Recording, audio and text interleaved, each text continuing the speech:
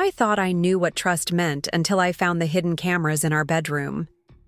My mother-in-law Eleanor had been house-sitting while Daniel and I celebrated our 5th anniversary in Maui, a much-needed vacation after years of renovation stress and fertility treatments. When I discovered her betrayal, I was devastated. But it was nothing compared to what I found on her phone when I confronted her. Photos that would tear our family apart and ultimately force Eleanor to flee Lakeside. Altogether, trust isn't just given, it's earned. And once broken, the shards can cut deeper than you ever imagined.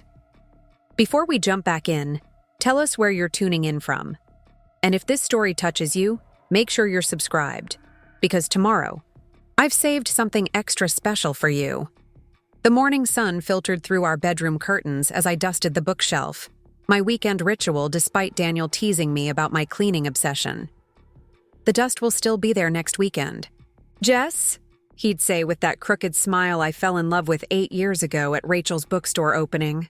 I was reaching to adjust the vintage clock Daniel's father had given us as a wedding present when something caught my eye.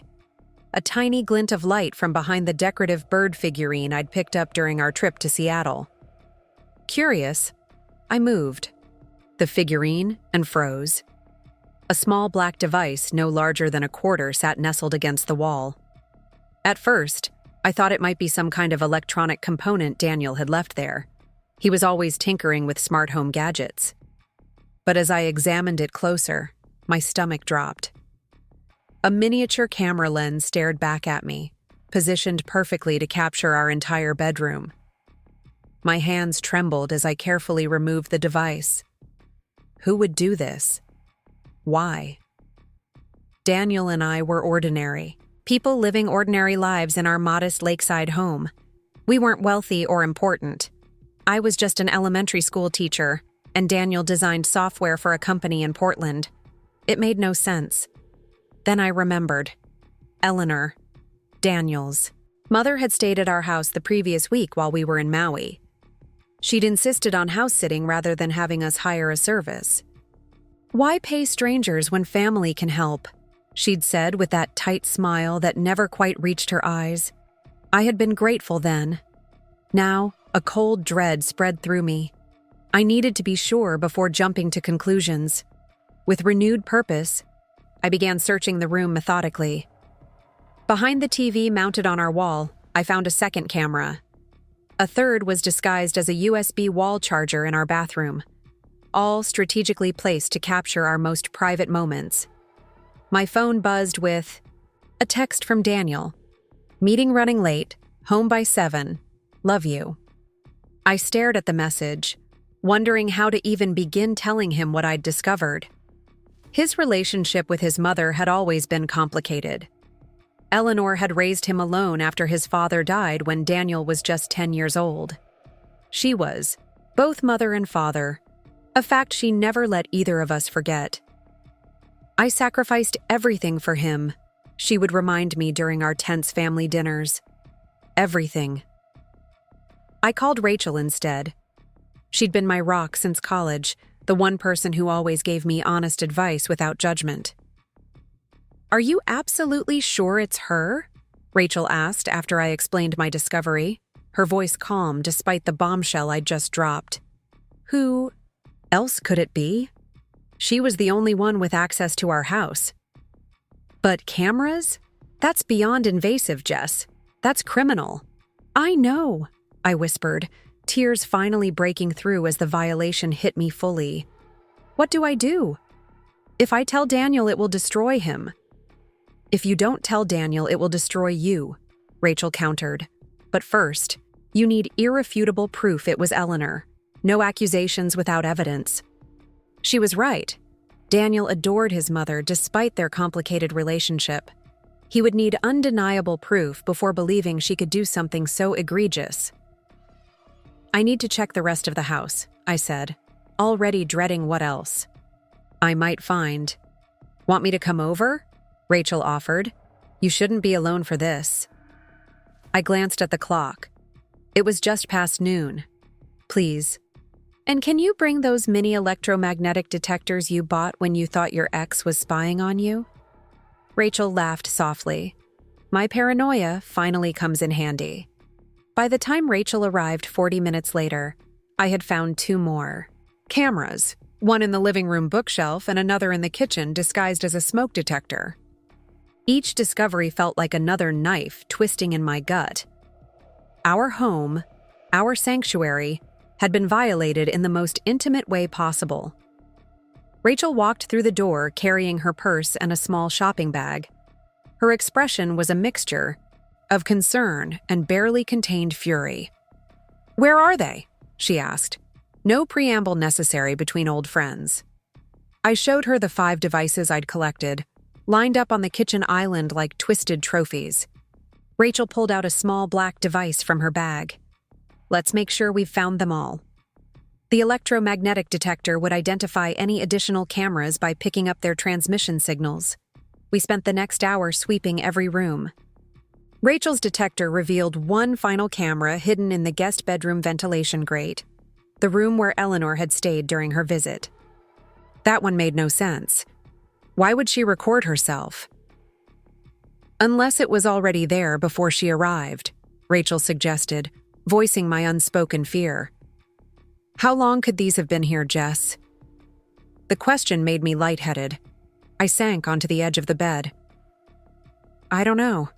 Rachel sat beside me, wrapping an arm around my shoulders. We need to find out who these transmit to. Each camera sends its feed somewhere. How do we do that? I know someone, Rachel said. He works in cybersecurity. He might be able to trace the signal. 2 hours later, Rachel's friend Alex confirmed what I already suspected. The cameras were linked to a mobile phone app. What we hadn't expected was his next revelation. Based on the transmission pattern, they were installed.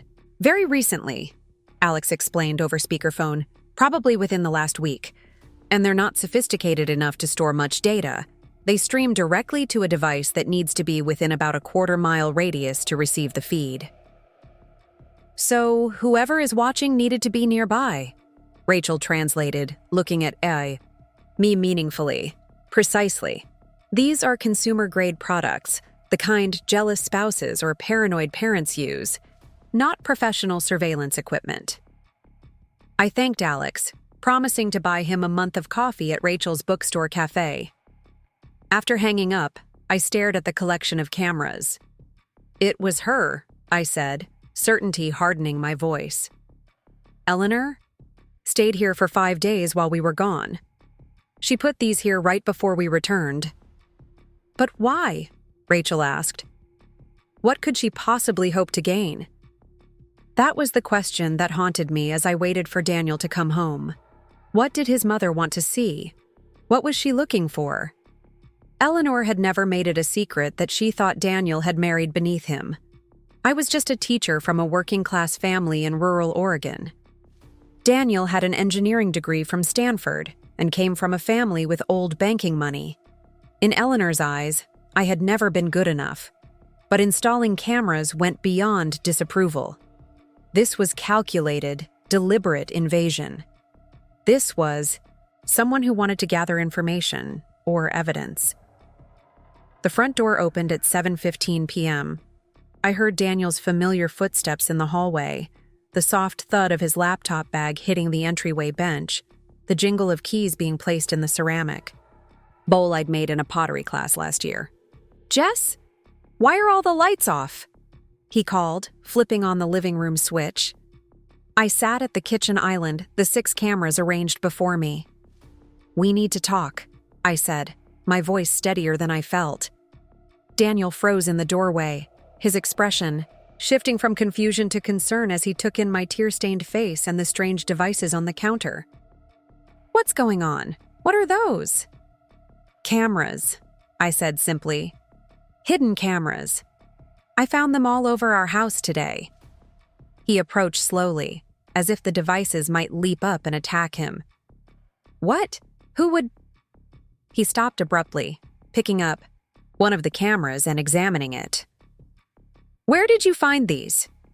Bedroom, bathroom, living room, kitchen, guest room. I pointed to each camera in turn. They were installed while we were in Maui. Understanding dawned on his face, followed immediately by denial. No way. My mother wouldn't. Daniel, I interrupted gently. Who else had access to our house? He shook his head vehemently. There has to be another explanation. Maybe we were targeted by thieves casing the place, or they're linked to a phone app, I said. Alex, Rachel's friend in cybersecurity, confirmed they were installed recently and transmit to a device within a quarter-mile radius. Daniel's shoulders slumped as the evidence mounted. He sank onto the bar stool beside me, running his hands through his dark hair. A gesture so reminiscent of his mother, it made my chest tighten. Why? He whispered, the single word laden with hurt and confusion. Why would she do this to us? I reached for his hand, relieved when he didn't pull. Away. I don't know, but we need to confront her. Daniel nodded slowly, his expression hardening into something I rarely saw, resolve tinged with anger. Not just confront her. If these cameras were recording our private moments without consent, that's illegal. We should talk to the police. His willingness to pursue this legally surprised me. Daniel typically avoided conflict with his mother at all costs, preferring to keep the peace even when Eleanor overstepped boundaries. This reaction told me how deeply violated he felt. Preparing and narrating this story took us a lot of time, so if you are enjoying it, subscribe to our channel. It means a lot to us. Now back to the story. Before we go to the police, I suggested, maybe we should talk to her first. Find out why she did this? Daniel nodded, already reaching for his phone. I'll tell her to come over tomorrow morning. No, I said quickly, placing my hand over his. Not here. Not in our home. Neutral territory. He understood immediately. The park by the lake, 10 a.m. That night, neither of us slept well. Daniel tossed and turned beside me, occasionally mumbling in his sleep.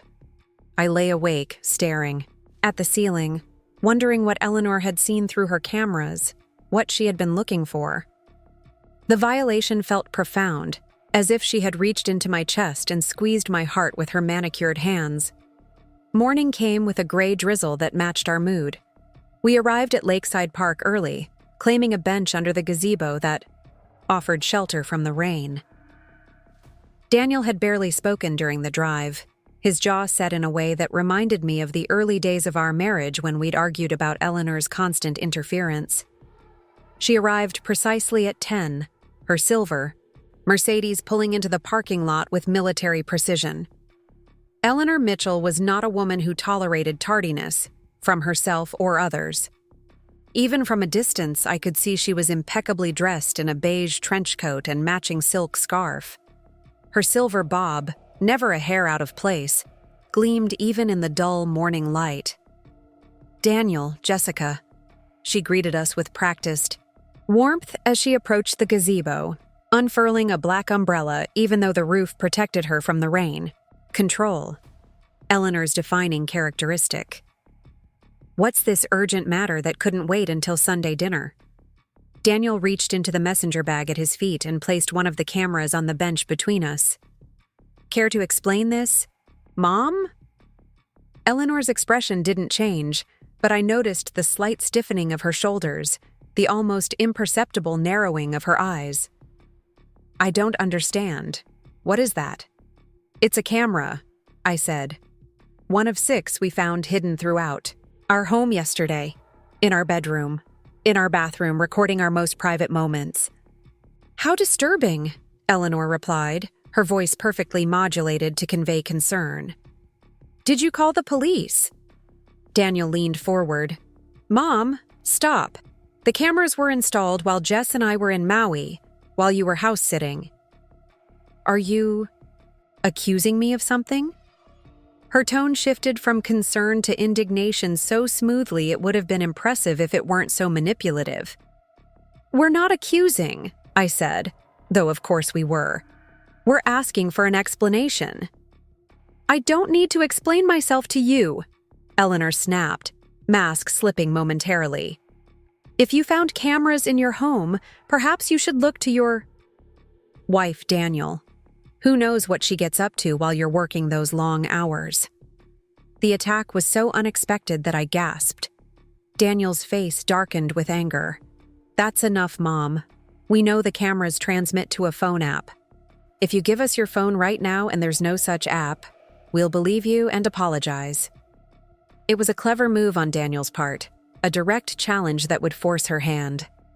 Eleanor clutched her designer handbag closer to her body, a defensive gesture that told us everything we needed to know. This is absurd. I'm not giving you my private phone. Then we'll go to the police, Daniel said simply. I'm sure they can get a warrant based on the evidence we have. For the first time, fear flickered across Eleanor's perfectly composed features. You wouldn't do that to your own mother. You installed cameras in our bedroom, Daniel countered, voice rising. You violated our privacy in the most fundamental way possible. What were you looking for? What did you hope to see? Eleanor's lips pressed into a thin line. She glanced around the park as if seeking escape, but there was nowhere to run from this confrontation. I was protecting you, she finally said, her voice dropping to a near whisper. From her. The venom with which she said, her, made my skin crawl. Daniel tensed beside me. What are you talking about? He demanded. She's not who you think she is, Daniel. Eleanor leaned forward, suddenly eager to share her poisonous thoughts. I've suspected for years that she's only with you for financial security. The constant home renovations draining your accounts. The expensive fertility treatments when she probably knows she can't give you children. Stop, Daniel interrupted, his voice deadly quiet. You don't get to speak about Jess that way. But Eleanor was like a dam that had broken, years of carefully restrained disdain pouring out in a toxic flood. I needed evidence, Daniel. Evidence that she's manipulating you. I thought if I could show you. Show me what? Daniel exploded, causing a nearby jogger to startle and change direction. Show me my wife living her life, loving me, working 50 hours a week teaching children while still making time to cook dinner most nights? What exactly did you hope these cameras would reveal? Eleanor straightened, affronted by his outburst. I was trying to protect your inheritance. My inheritance. The Mitchell family money that she's slowly siphoning away with her working-class taste and public school. Teacher aspirations. The naked contempt in her voice shocked me despite years of subtle slights and backhanded compliments. So this was what she truly thought of me, of my background, of my career teaching third graders to read and write and think critically. Give me your phone, Mom, Daniel said, his hand extended, palm up. The steel in his voice was new, a boundary, finally drawn after years of capitulation. Absolutely not. I reached into my pocket and pulled out my own phone. Then I'm calling Detective Patel right now. Daniel already spoke with her this morning. She's expecting our call if this conversation didn't resolve the issue. It was a bluff, but a calculated one. Eleanor's perfectly maintained facade cracked further, panic rising in her eyes. Fine, she snapped, digging into her handbag and thrusting her phone at Daniel. But you won't find anything because I've done nothing wrong. Daniel took the phone, the latest iPhone model in a monogrammed leather case, and began searching through the apps. Eleanor watched with growing discomfort, repeatedly glancing at her watch as if she had somewhere more important to be. There's nothing there, she said after several minutes. Are you satisfied now? But Daniel wasn't listening. His face had gone pale, his finger frozen over the screen. What is this? He asked, his voice barely audible. What did you find? I moved, closer, trying to see the screen. Give that back, Eleanor demanded, reaching for the phone. Those are private. But Daniel held it away from her, turning the screen toward me. What I saw made my blood run cold. Photos, dozens of them. Not from the cameras we'd discovered, but something far worse. They were pictures of me taken over the past 5 years, at the grocery store, walking to school, meeting Rachel for coffee. Photos that could only have been taken by someone following me, documenting my movements. In some, circles had been drawn around people I was talking to, annotations added in red text, mystery man, affair, or meeting secret boyfriend. Daniel scrolled further, revealing a folder labeled evidence. Inside were photographs of financial statements, close-ups of checks I'd written, screenshots of our joint bank account. Eleanor had been building a case against me, a fictitious narrative of infidelity and financial abuse. "You've been stalking." "Me?" I whispered, nausea rising in my throat. "All this time?" Eleanor lifted her chin defiantly. "I was gathering information. Someone needed to open Daniel's eyes to what you really are." "And what am I, Eleanor?" My voice shook with rage and hurt. "What terrible crime have I committed other than not being born into the right family?" "You're an opportunist," she spat. "I watched you set your sights on my son from the moment you met him. The naive schoolteacher act might fool him, but I see right through you." Daniel stood abruptly, his hands clenched into fists at his sides. "Stop talking. Right now." His voice was so unlike him, cold, commanding, that both Eleanor and I stared in shock. "What you've done isn't just wrong, Mom. It's criminal. Invasion of privacy. Harassment. Possibly stalking." Eleanor paled.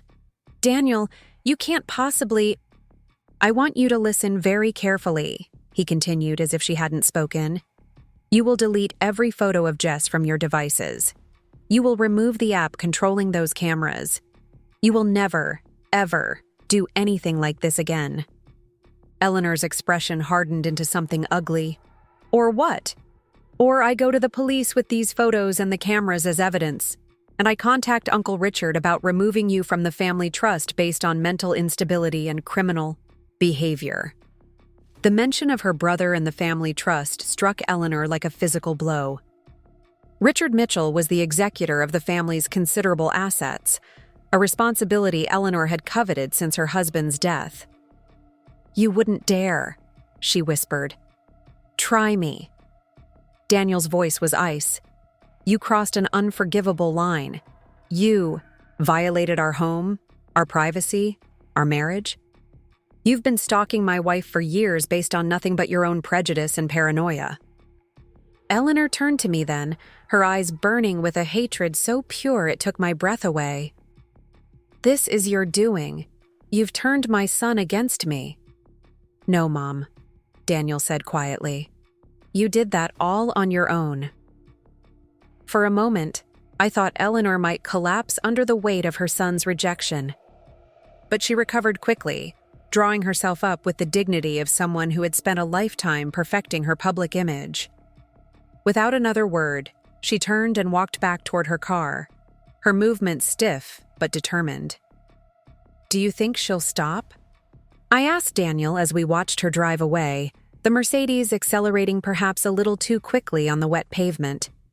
He shook his head, looking suddenly exhausted. "I don't know, but we have evidence now if she doesn't." Later that afternoon, as we sat in our living room trying to process the morning's confrontation, Daniel's phone chimed with an email notification. It was from Eleanor, sent to both of us. "I'm leaving for the Phoenix house tonight," she had written, referring to her winter home in Arizona. "I need time to reconsider many things. Daniel, I hope someday you'll understand I acted out of love and concern. Jessica, I maintain my reservations, but I recognize my methods were inappropriate." It wasn't an apology. Eleanor Mitchell didn't do apologies. But it was a retreat. For now. That night, as Daniel and I lay in our bed, both too wired to sleep despite the emotional exhaustion of the day, he turned to me in the darkness. "I'm sorry," he whispered. "I should have seen it. All these years, I should have recognized what she was doing." I found his hand under the covers, interlacing our fingers. "She's your mother. You wanted to believe the best of her."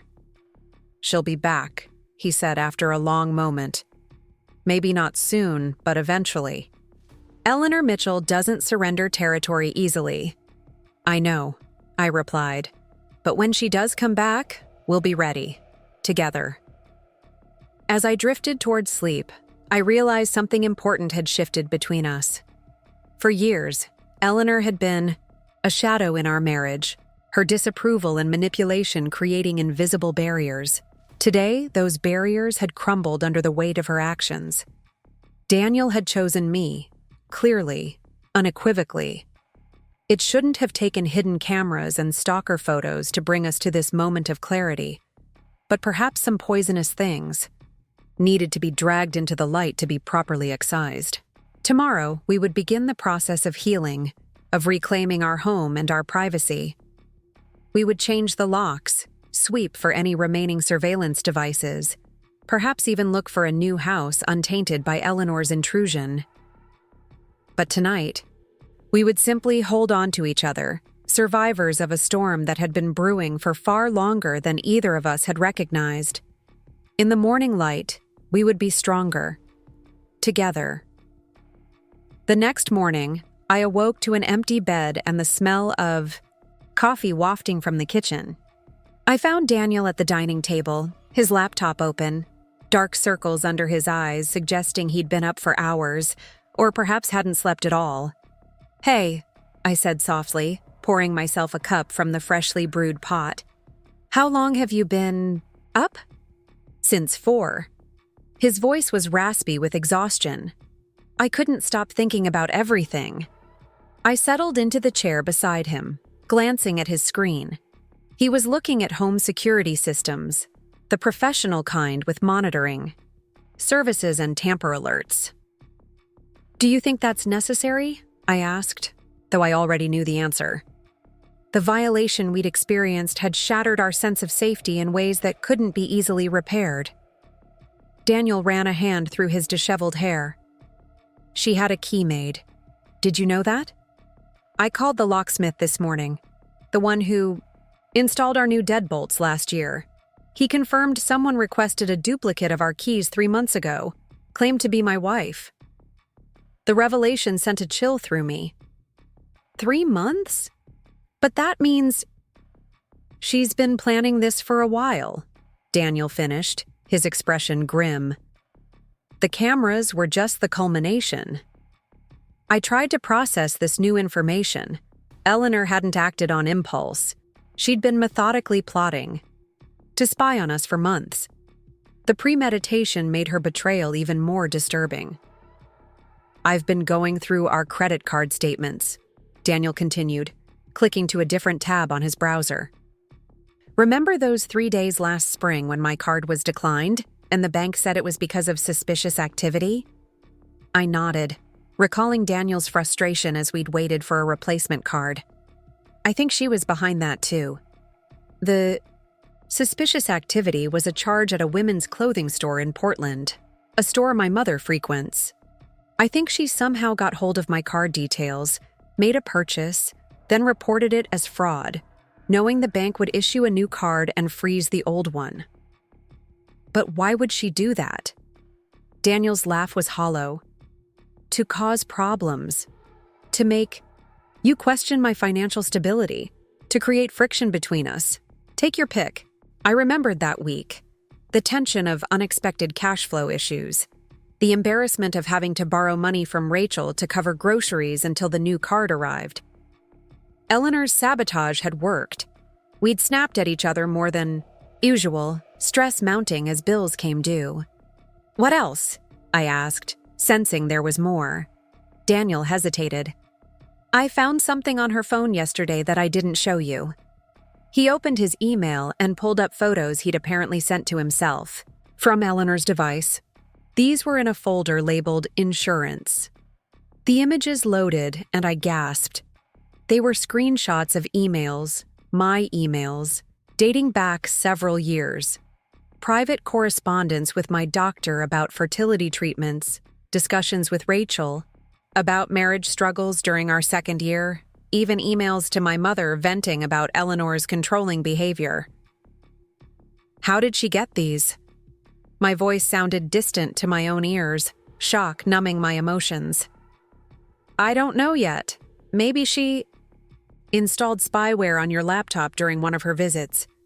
Maybe she figured out your password. Daniel closed the laptop as if he couldn't bear to look at the evidence of his mother's betrayal any longer. I'm so sorry, Jess. I had no idea she would go this far. I reached for his hand across the table, anchoring myself to him amid the swirling violation. This isn't your fault. Isn't it? He met my eyes, raw pain evident in his gaze. I'm the one who always made excuses for her behavior. That's just Mom being Mom. She's protective because it was just the two of us for so long. She means well. I enabled this, Jess, for years. Before I could respond, my phone buzzed with a text from Rachel. News about Eleanor. Call me. When you can. I showed Daniel the message, and he nodded. Put her on speaker. Rachel answered on the first ring. Hey. So, I didn't want to bother you guys last night after everything, but I thought you should know. Eleanor came into the bookstore yesterday afternoon, right after your confrontation in the park. My stomach nodded. What did she want? To talk about you, obviously. Rachel's tone was matter-of-fact. She tried to get me to confirm her suspicions, asked if you'd ever mentioned being unhappy with Daniel, if you complained about money issues, if you'd ever hinted at seeing other men. Daniel's jaw tightened visibly. What did you tell her?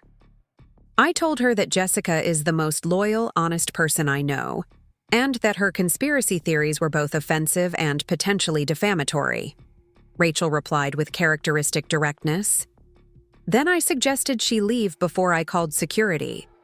I couldn't help but smile despite the circumstances. Rachel had never been intimidated by Eleanor's wealth or status, which was precisely why Eleanor had always disliked her. There's more, Rachel continued. After she left, Veronica Phillips came in about 20 minutes later. My Aunt Veronica? Daniel looked surprised.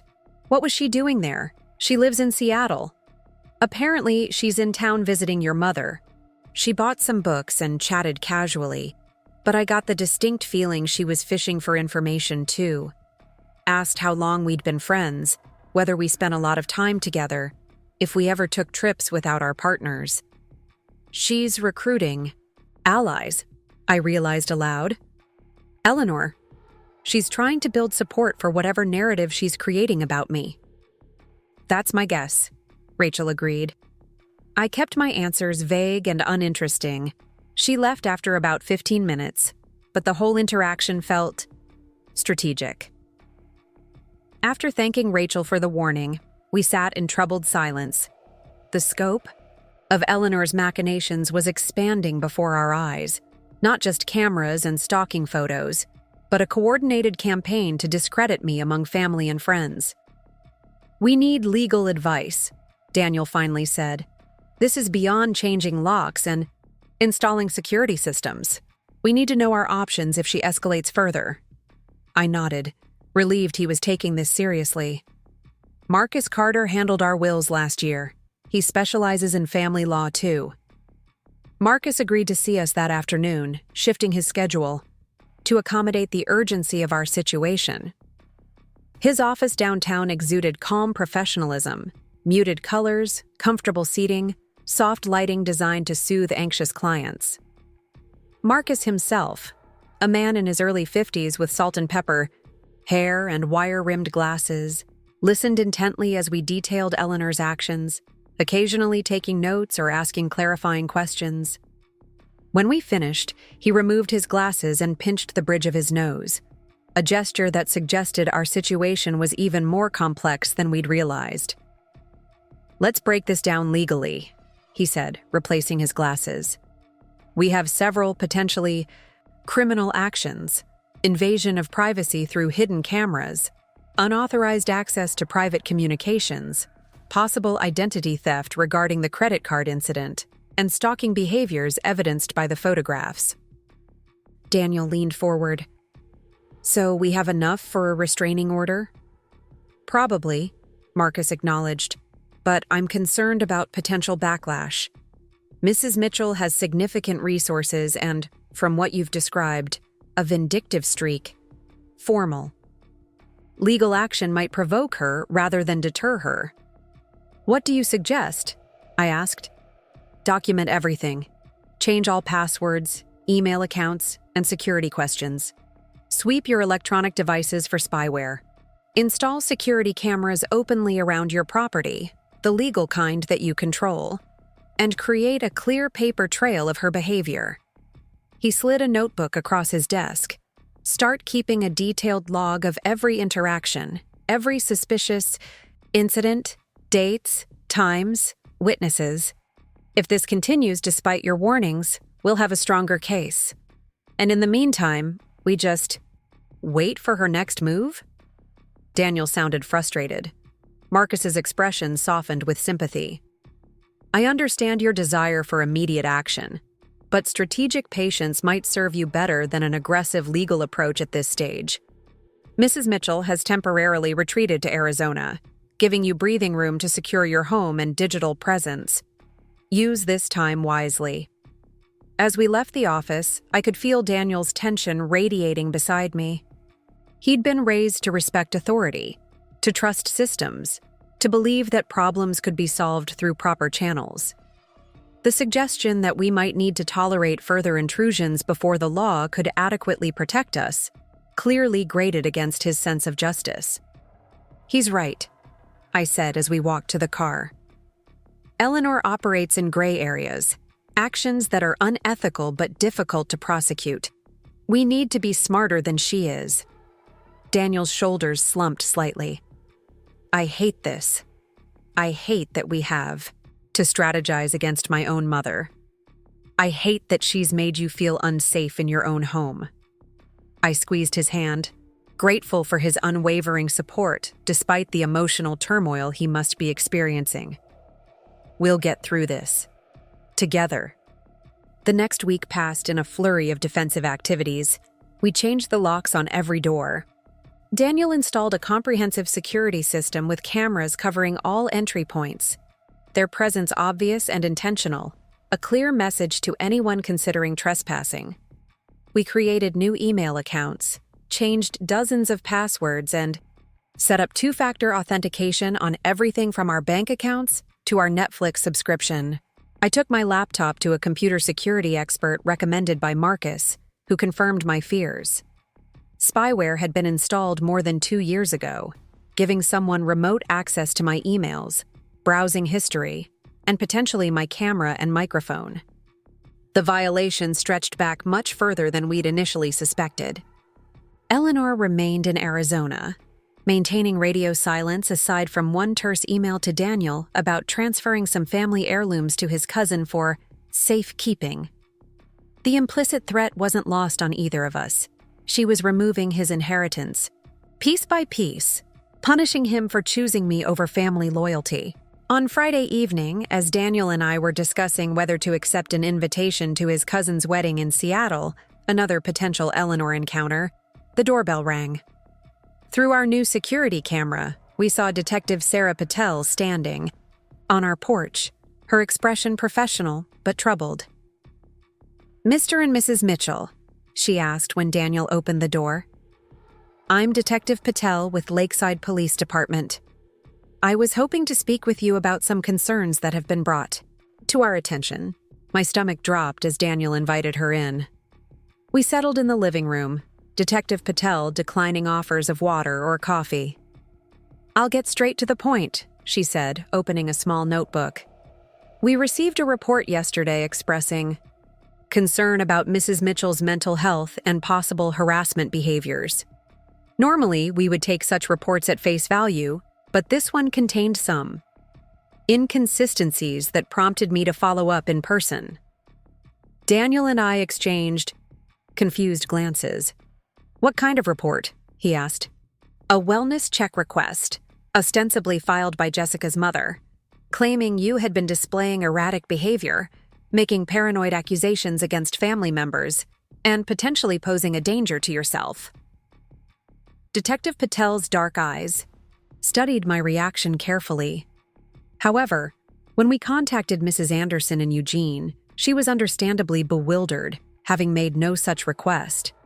A cold realization washed over me. "Eleanor," I whispered. "She's trying to make me look unstable." Detective Patel nodded slightly. The report was filed online using an email address similar to your mother's, but not identical. A small discrepancy that fortunately caught our attention. The IP address traces back to Phoenix, Arizona. Daniel's face darkened with anger. My mother lives in Phoenix part-time. This is clearly her attempt to discredit my wife. I suspected as much, which is why I wanted to speak with you directly, Detective Patel said. False police reports are a serious matter. If you have evidence of ongoing harassment, I strongly encourage you to file a formal complaint. I hesitated, remembering Marcus's caution about escalation. We've been documenting everything, but we were advised to wait until we had a comprehensive record before taking official action. Detective Patel reached into her jacket pocket and removed a business card. That's prudent, but this false report changes the equation. Someone is attempting to use police resources to intimidate or discredit you. That crosses a line from private harassment to public endangerment. She stood to leave, but paused at the door. One more thing. The report mentioned hidden cameras found in your home, framing it as a paranoid delusion on your part. If you actually did find surveillance devices, I'd be very interested in examining them. Daniel disappeared into his office and returned with the box containing the 6 cameras we'd collected. These were installed while we were away on vacation. My mother was house-sitting. Detective Patel's expression remained neutral, but her eyes sharpened with interest as she examined the devices. I'll need to take these into evidence. Would you be willing to provide a formal statement about when and where you found them? We agreed to come to the station the next morning. After Detective Patel left, Daniel paced the living room, unable to contain his agitation. "She's gone too far this time," he said, voice tight with controlled fury. "Using the police to harass you? Making you seem mentally unstable? This isn't just about controlling me anymore. She's actively trying to harm you." I sank onto the couch, suddenly exhausted. What is she hoping to accomplish? Even if she somehow convinced people I was unstable, what would that achieve? Daniel stopped pacing, his expression troubled. Control. If she can establish that you're unstable, she could potentially influence decisions about our finances, our relationship, even... He broke off, looking uncomfortable. Even what, Daniel? Even custody if we ever have children, he admitted, quietly. She's playing a long game, Jess, creating a paper trail she could use against you in the future. The realization struck me like a physical blow. We'd been trying to conceive for nearly 2 years, enduring invasive fertility treatments and the emotional roller coaster of monthly disappointments. Eleanor knew how desperately we wanted children, and she was positioning herself to interfere with that future before it even existed. "No," I said firmly, standing up. "I'm not going to let her poison our future with her manipulations. We're filing that police report first thing tomorrow, and we're requesting a restraining order. Enough strategic patience. It's time to fight. Back." Daniel nodded, relief evident in his expression. "I'll call Marcus tonight to let him know our decision." The next morning at the police station, we provided detailed statements about the cameras, the stalking photos, the email intrusion, and the false police report. Detective Patel listened attentively, occasionally asking questions but mostly allowing us to tell our story without interruption. When we finished, she closed her notebook with a decisive snap. "I've seen cases like this before," she said. "Family members who can't respect boundaries, who believe their blood connection entitles them to control others' lives. The technology may change, but the psychology remains the same." "Will there be enough for a restraining order?" Daniel asked. Based on the evidence you've provided, yes. The unauthorized surveillance alone would justify it, Detective Patel confirmed. The false police report adds weight to your case. I'll speak with the district attorney about possible charges related to that as well. As we completed the necessary paperwork, my phone buzzed with an incoming call from Rachel. I stepped into the hallway to answer. Jess, are you sitting down? Her voice was tight with controlled anger. What's wrong? Eleanor's back in town. She came into the bookstore this morning with a woman she introduced as her personal assistant. They browsed for a while. Then Eleanor cornered me by the register and started asking questions about your fertility treatments. My blood ran cold. What? How would she even know about those? That's just it. She shouldn't. But she knew. Details, Jess. Specific details about procedures and medications that you wouldn't share casually. The spyware on my laptop. It must have given Eleanor access to medical emails, appointment confirmations, maybe even financial statements for treatment costs. The invasion of privacy felt even more violating in this new context. Eleanor hadn't just been spying on our general lives. She'd been monitoring my most intimate health information. There's more, Rachel continued. She implied that prolonged fertility treatments could affect your mental stability. Said something about how hormonal interventions can cause significant psychological side effects and asked if I'd noticed any changes in your behavior. She was clearly trying to establish a narrative of you being emotionally unstable. I leaned against the wall, feeling suddenly unsteady. We're at the police station right now filing a report about her harassment. Good, because she's escalating, Jess. The way she asked those questions, it wasn't just nosy or manipulative, it was calculating, like she was building a case. After promising to call Rachel later, I returned to the interview room where Daniel was finishing his statement. I relayed Rachel's information to both him and Detective Patel, watching their expressions darken with concern. This adds another dimension to your complaint, Detective Patel noted, making additional notes. Attempting to use private medical information to create a false impression of mental instability could potentially constitute defamation, especially if she's sharing these insinuations with multiple people. Daniel's phone chimed with a text message. He glanced at it, his face paling slightly. It's from my cousin Andrew. He says my mother is telling family members that we're having serious marital problems and that she's concerned about my financial welfare because you've been making irrational decisions with our joint accounts. The coordinated nature of Eleanor's attacks was becoming frighteningly clear. She was systematically undermining my reputation among friends, family, and now potentially law enforcement, creating a consistent narrative of me as unstable, financially irresponsible, and potentially dangerous. She's trying to isolate us, I realized aloud. Turn people against me and make Daniel doubt me too. Detective Patel fixed us with a serious look. This pattern of behavior is concerning. I've seen cases where this type of character assassination precedes more direct forms of harassment or even violence. I strongly advise both of you to maintain detailed records of every interaction, no matter how minor it seems. As we left the police station with temporary protection order paperwork in hand, to be served to Eleanor within 24 hours, Daniel received another text, this time from his office. His face went from concerned to ashen as he read it. What now? I asked, dreading the answer. My boss wants to see me immediately. Says there's an urgent matter regarding my employment that can't wait until Monday. He looked up from his phone, bewilderment clear in his expression. What could Eleanor possibly have done to affect my job?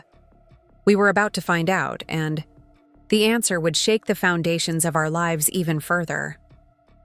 Daniel insisted I come with him to the meeting at his software company's downtown office. On the 20-minute drive, we speculated about what Eleanor might have done, each possibility more disturbing than the last. Had she contacted his boss with lies about his mental state? Fabricated evidence of wrongdoing? Somehow interfered with his work accounts? The reality, as we discovered, was both simpler and more devastating. "I'm sorry to call you in on a Saturday," said Howard Bergman, the company's CEO, as we settled into chairs in his glass-walled office overlooking the Lakeside business district. "But this situation requires immediate attention." Daniel leaned forward, his posture tense but professional. "What situation exactly?" Howard slid a folder across his desk. "Yesterday afternoon, our legal department received a formal notice that you are being sued for breach of contract and intellectual property theft by Mitchell Financial Holdings. The plaintiff alleges you misappropriated proprietary trading algorithms, developed during your previous employment, and implemented similar systems here at Lakeside Software." Daniel stared at the document in shock. "Mitchell Financial Holdings. That's my family's company. My mother is the majority shareholder." "Yes, we're aware of that connection, which makes this situation particularly delicate," Howard replied, his expression carefully neutral. "The complaint is quite detailed, citing specific code structures and system architectures allegedly developed under their roof and now appearing in our trading platform modules, the modules you helped design." I watched the color drain from Daniel's face as the magnitude of Eleanor's attack became clear. She wasn't just trying to damage our relationship or my reputation. She was directly targeting Daniel's career, his professional integrity, the work he had poured himself into for the past 4 years. "This is completely fabricated," Daniel said, his voice steady despite the obvious shock. "I never worked on algorithmic trading at Mitchell Financial. I was in their IT security division. Different department, different building, different skill set entirely." Howard nodded thoughtfully. "I suspected as much. Your work here has always been impeccable and your ethics beyond reproach. However, you understand that with litigation pending, we have protocols that must be followed." The implication hung heavily in the air. Daniel would be suspended, possibly terminated, while the company investigated the allegations.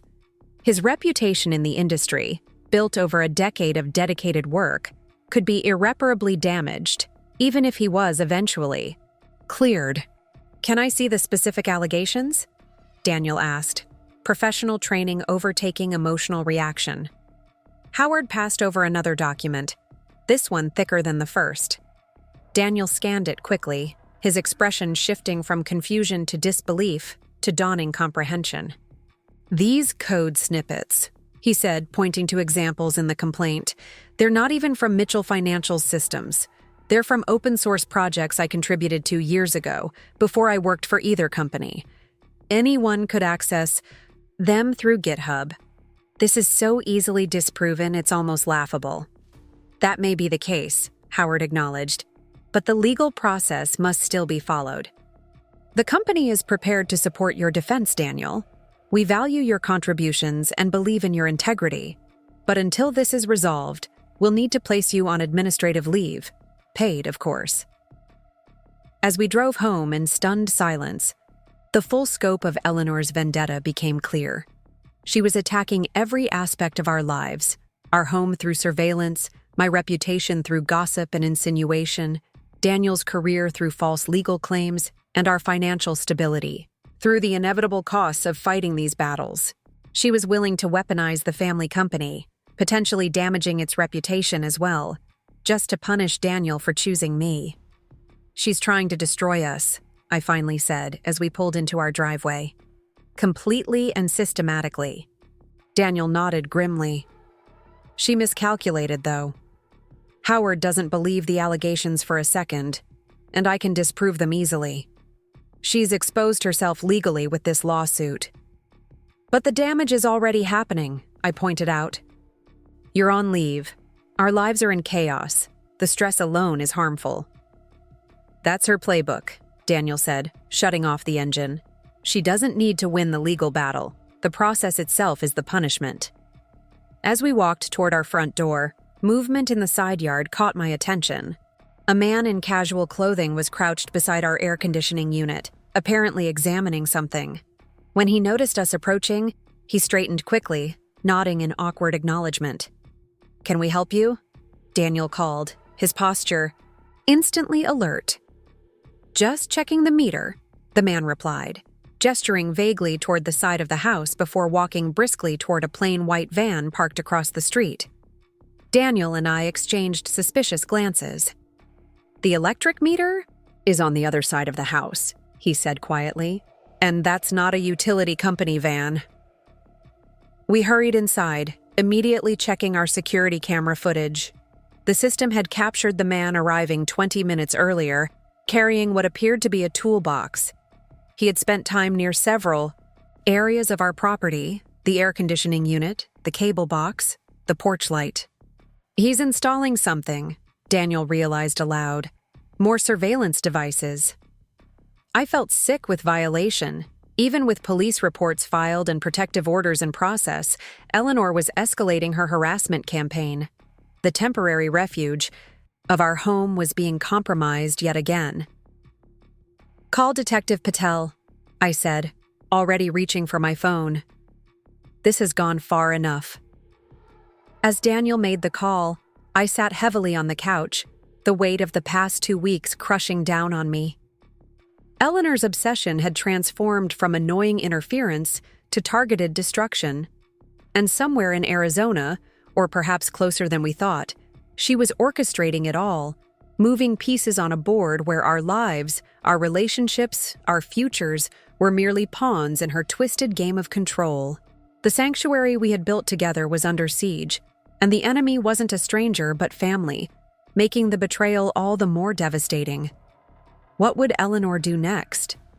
And more importantly, how far would she go to achieve her goal of separating Daniel from the woman she had deemed unworthy of her son?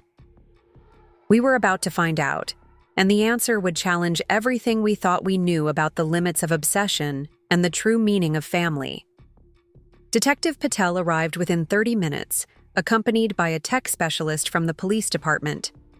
They circled our property methodically, using handheld detection equipment to locate the devices the mysterious man had planted.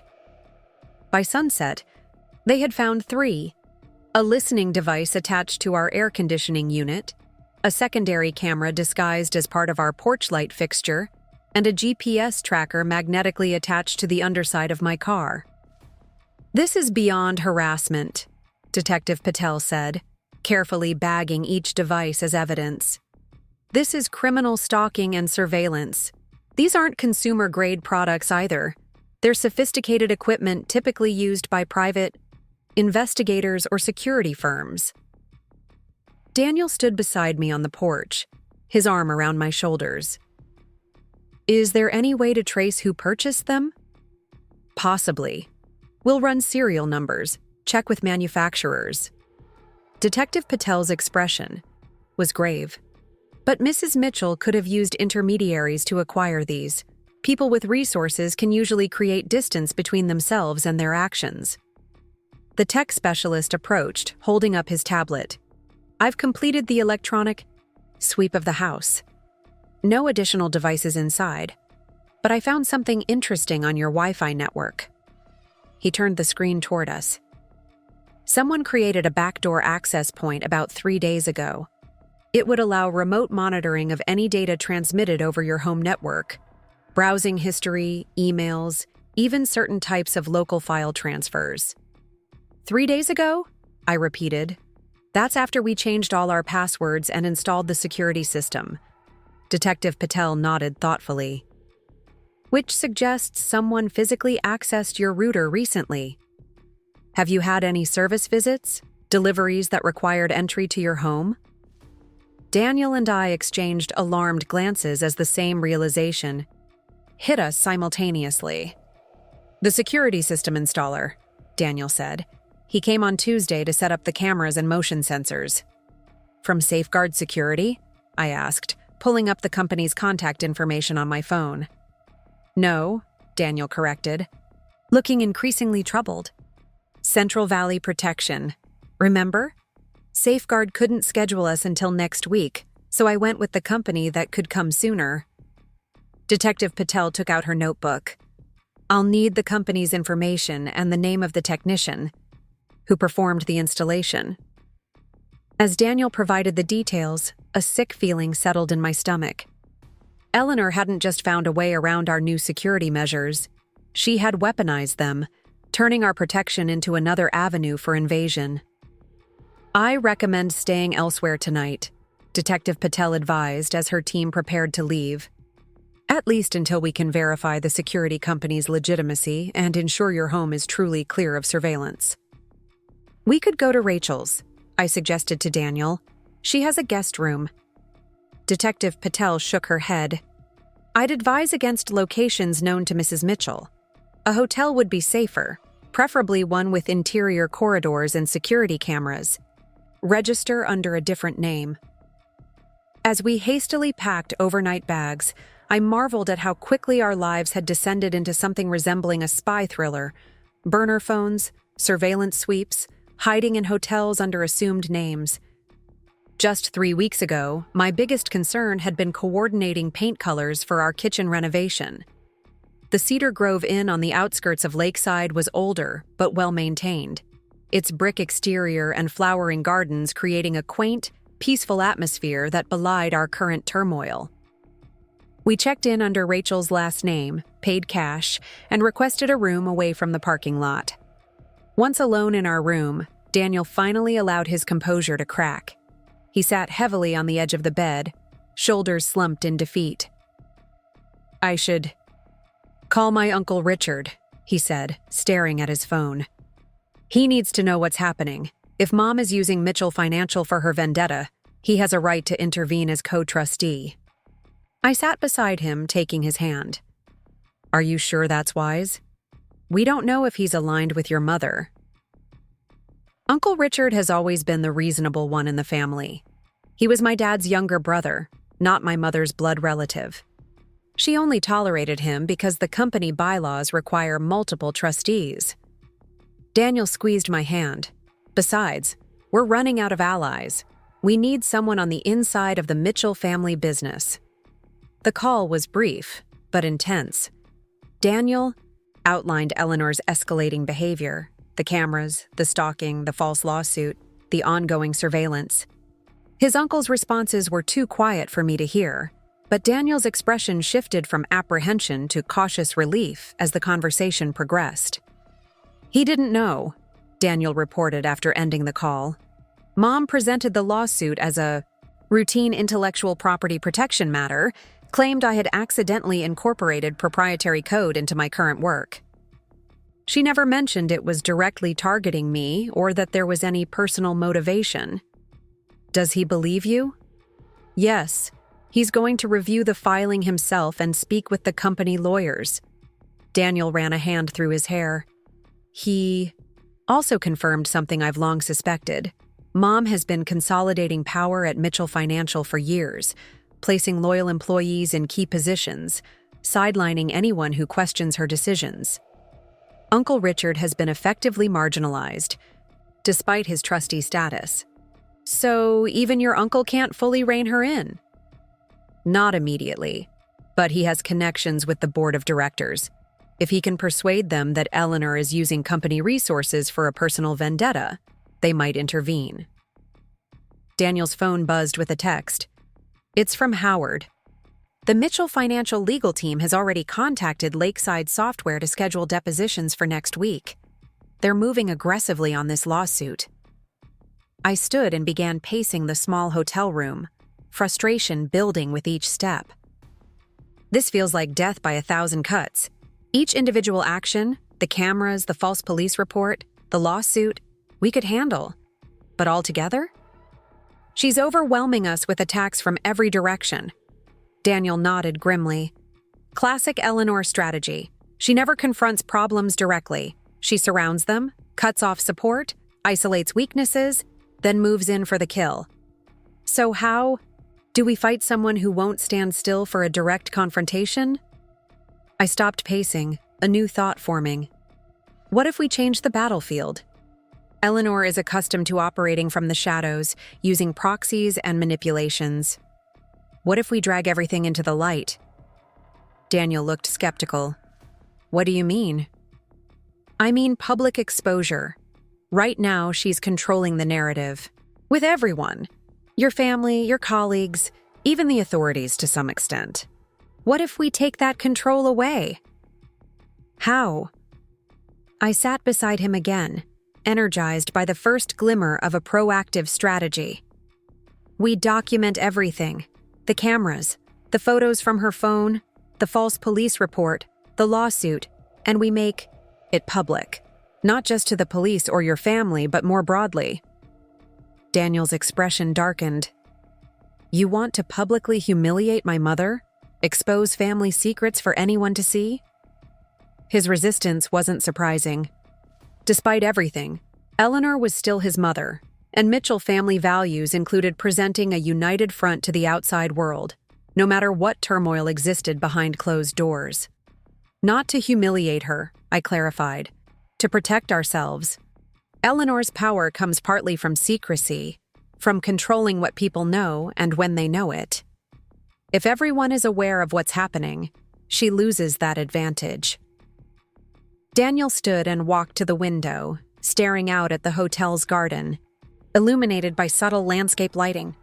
For a long moment, he said nothing, wrestling with the competing loyalties that had been Eleanor's most effective weapon against us. You're right, he finally said, turning back to me. My mother counts on privacy to mask her manipulations. It's always been her method, divide people by controlling the flow of information between them. His phone buzzed again. Another text. It's Detective Patel, he reported. Central Valley Protection is a legitimate security company, but they never sent anyone to our house.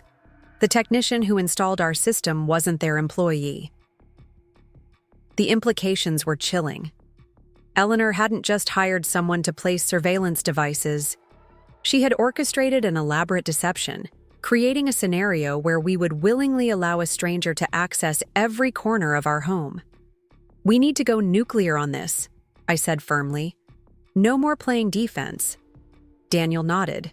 Decision made. Let's make a list of everyone who needs to know the full story.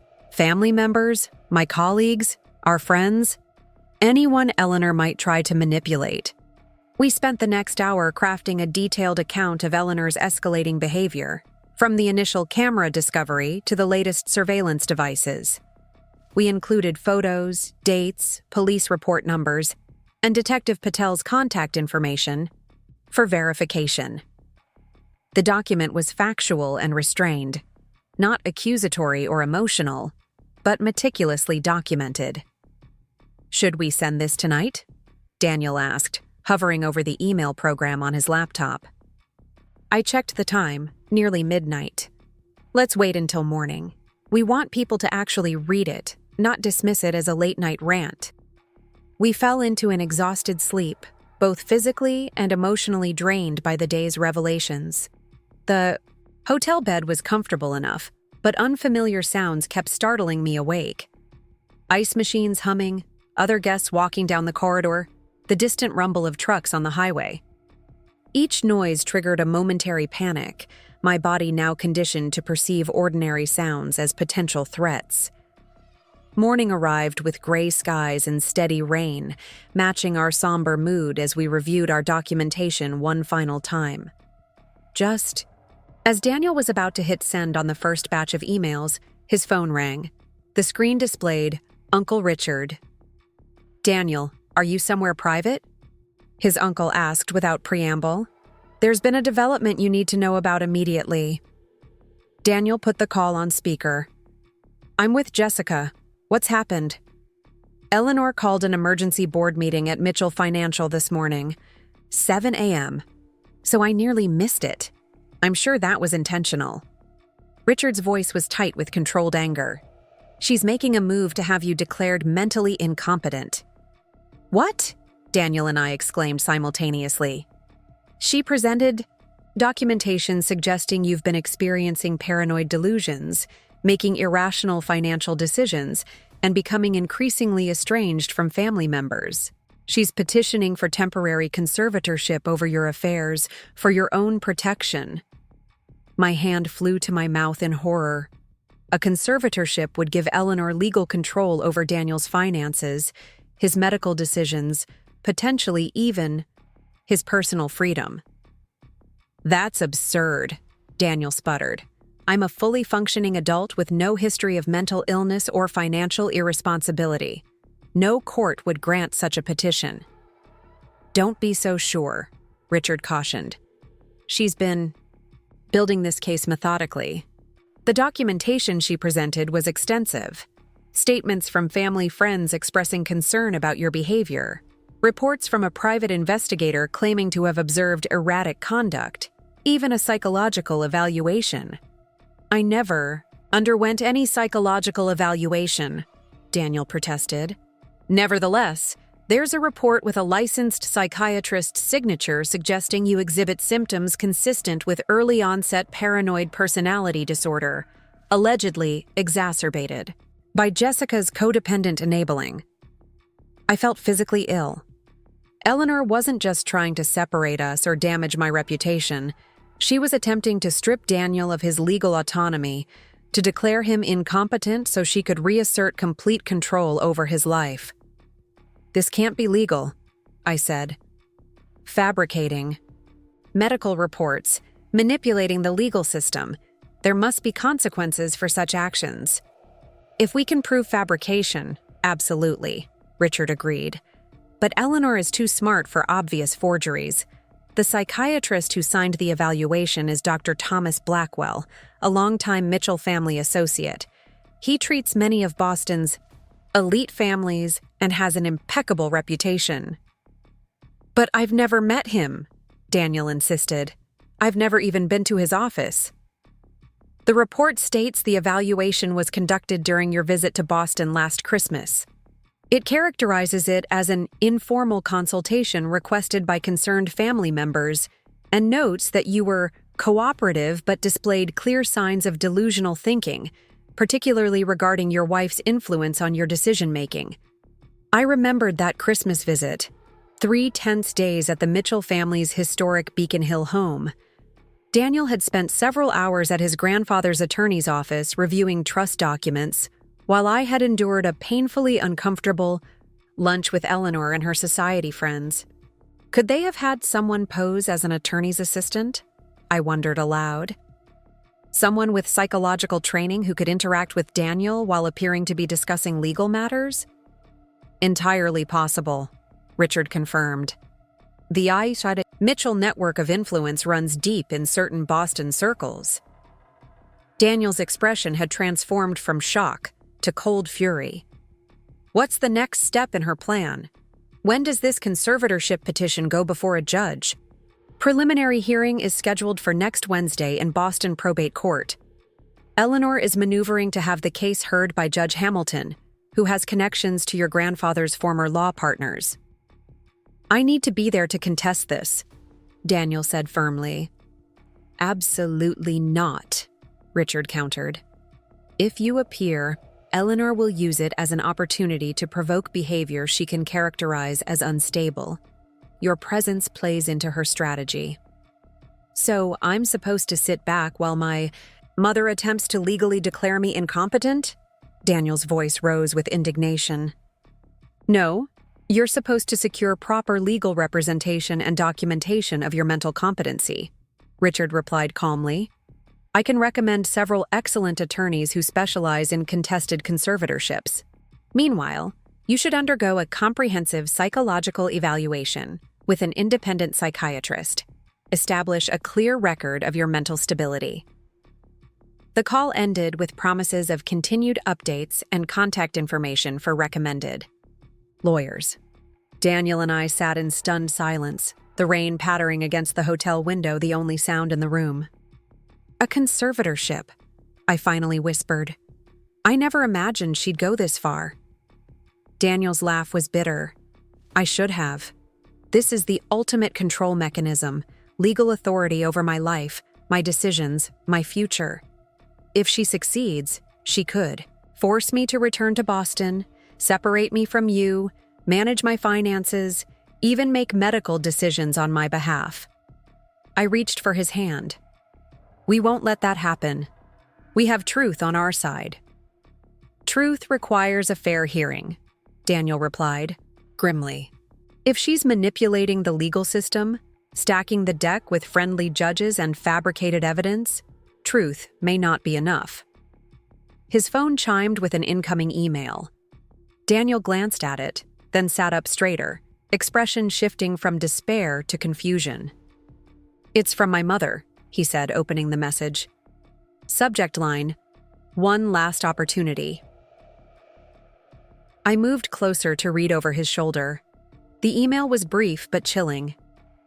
"Daniel, recent events have spiraled beyond what either of us would have wished.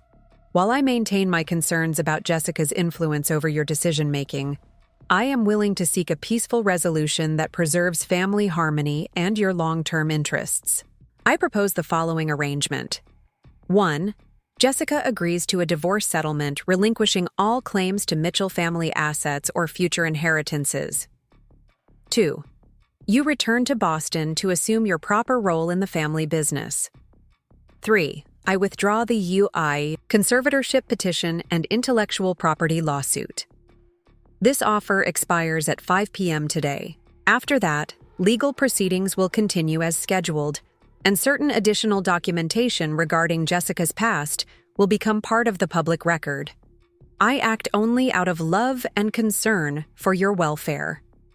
Mother. Additional documentation? I repeated, a new anxiety blooming. What does that mean? Daniel shook his head. Another threat, another manipulation. She's implying she has damaging information about you.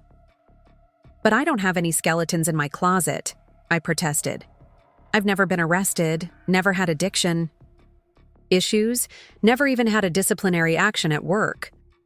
The truth is irrelevant to Eleanor, Daniel said bitterly. If damaging information doesn't exist, she'll create it, just like the psychological evaluation she fabricated for me. I stood and resumed pacing, mind racing through possibilities. Maybe we should call her bluff. Let her release whatever documentation she claims to have. If it's fabricated, we can prove that and further discredit her efforts. Daniel's expression was troubled. Disproven accusations still leave residue, Jess.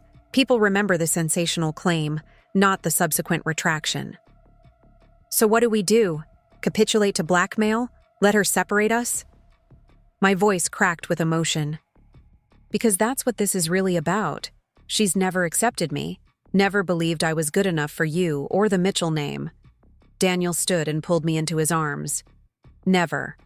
I won't let her dictate our future or separate us. We fight. This, together, with every resource available. His phone rang again. Rachel's name appeared on the screen. Jess? Daniel? Where are you guys? Her voice was tense, worried. There are 2 men at your house claiming to be from Adult Protective Services. They're saying they're conducting a welfare check based on reports of coercive control in your relationship. My heart sank. Another front in Eleanor's war against us. Now she was attempting to paint me as an abuser, someone controlling Daniel and isolating him from his family. We're not at the house, Daniel explained quickly. We stayed at a hotel last night on Detective Patel's recommendation. Are these men still there? Yes, and they seem pretty insistent about needing to evaluate your living situation. They have some kind of official-looking documentation. Rachel's voice dropped to a whisper. I only stopped by to water your plants, but they've been questioning me about your relationship dynamics, whether I've noticed Daniel becoming more isolated or changing his behavior since being with Jessica. They have no legal right to enter without our permission, Daniel said firmly. Please don't let them in, and don't answer any more questions. Tell them to contact our attorney, Marcus Carter. Already done, Rachel assured us. They didn't like that answer, but they can't force their way in without a warrant. After arranging for Rachel to text us when the men left, we returned to our documentation project with renewed urgency. Eleanor was escalating on multiple fronts simultaneously. The conservatorship petition, the lawsuit, now Child Protective Services. Each action seemed designed to overwhelm us. to create so many crises that we couldn't effectively counter any single attack.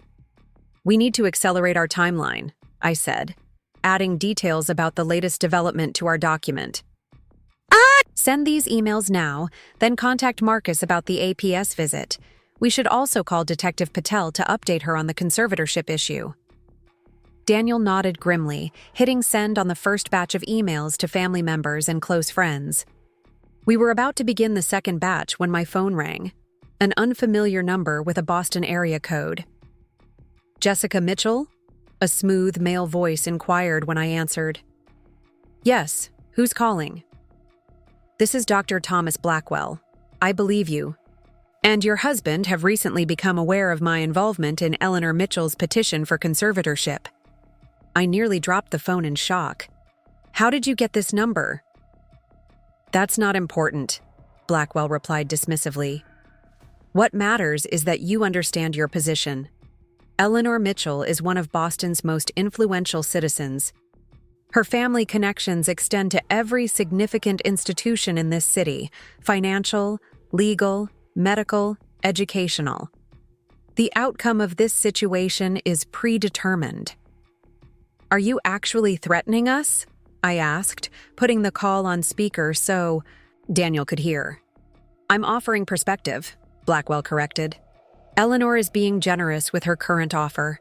A clean divorce, a fresh start for both of you. The alternative will be messy, public, and ultimately devastating, particularly for you, Jessica. Why are you doing this? Daniel interjected. You're a doctor. You took an oath to do no harm. Yet you've falsified a psychological evaluation to help my mother gain control over my life. There was a pause before Blackwell responded. The Mitchell family has supported my practice and research for 3 generations. Sometimes loyalty requires difficult decisions. I suggest you consider where your own loyalties should properly reside, Daniel. The call ended abruptly, leaving us staring at each other in disbelief. He just openly admitted to fabricating your evaluation, I said, still processing the brazen nature of the threat. That's multiple ethical violations, possibly criminal fraud. And he doesn't care, Daniel replied softly, because he believes Eleanor's influence will protect him from any consequences. The realization settled heavily between us. We weren't just fighting Eleanor. We were fighting an entire system of wealth and privilege that she could manipulate. To her advantage, judges, doctors, law enforcement, family connections, all potential weapons in her arsenal. My phone chimed with a text from Rachel. They finally left after I threatened to call the police, but they said they'd be back with proper authorization to conduct a home inspection. Another piece of Eleanor's strategy revealed: create enough concerns about our living situation that authorities would eventually be compelled to investigate more thoroughly. Each official inquiry, even those that uncovered no wrongdoing, would create a paper trail she could later present as evidence of ongoing issues. We need to get ahead of this, I said, a new determination straightening my spine. These emails are a good start, but they're reactive. We need to be proactive, establish our narrative before Eleanor can further poison the well. Daniel looked up from his laptop. What did you have in mind? Everything we've learned suggests Eleanor believes her power lies in her connections and her ability to control information. So we target both simultaneously. I grabbed a hotel notepad and began outlining a counteroffensive. First, we file formal complaints against Dr. Blackwell with the Medical Licensing Board, the American Psychiatric Association, and the Massachusetts Attorney General's office. His admission on that phone call, which we should have recorded, damn it, gives us grounds to challenge his credibility. Daniel nodded, catching my momentum. We should also file a harassment complaint against the men claiming to be from Adult Protective Services. If they were legitimate, fine. But if they were imposters sent by my mother, that's another criminal act we can document. Exactly, I agreed. And we need to secure our own expert evaluations, financial, psychological, and legal.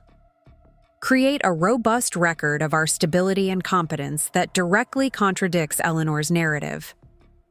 For the first time in days, I felt a glimmer of hope. We were shifting from defense to offense, from reacting to Eleanor's attacks to actively challenging her methods. Daniel's expression reflected a similar resolve. "There's one more thing we need to do," he said quietly. "Something I've been avoiding because of family loyalty, but it's necessary now." "What's that?" "Contact the Mitchell Financial Board of Directors directly." He took a deep breath, as if preparing to cross a threshold. "Eleanor has been using company resources to pursue a personal vendetta. That's a breach of fiduciary duty. The board has a legal obligation to investigate such misuse, regardless of family connections." I reached across the table to squeeze his hand, understanding the significance of this decision.